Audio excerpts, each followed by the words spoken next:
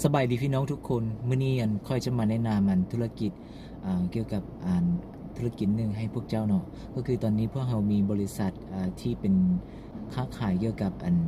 เครื่องอาหารแช่เย็นเนาะประเภทประเภทสิ้นต่างๆเนาะก็คือสิ้นอย่างเช่นสิ้นไก่สิ้นงัวสิ้นเป็ดสิ้นปลาอาหารทะเลบ่คั่นน่ะอ่า มีหลายประเภทเนาะพวกเราจะมีจำหน่ายส่งทั่วนครหลวงอีกจานนี้แล้วก็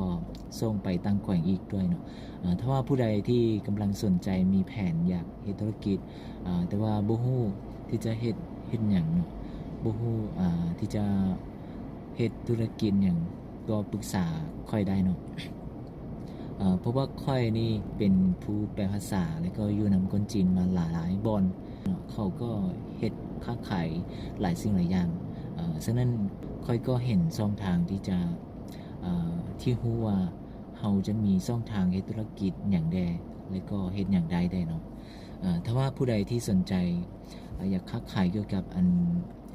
เครื่องแช่เย็นบ่อาหารแช่เย็นบ่เนาะ ก็สามารถสอบถามค่อยได้เนาะและตอนนี้พวกเราก็มีบริษัทที่สร้างหรือว่าเฮ็ดสร้างเย็นเนาะถ้าว่าผู้ใดที่สนใจติดตั้งสร้างเย็นบ่หรือว่าจะเฮ็ดธุรกิจเกี่ยวกับประเภทเครื่องเย็นนี่เนาะสินค้าที่เป็นประเภทแช่เย็นเนี่ย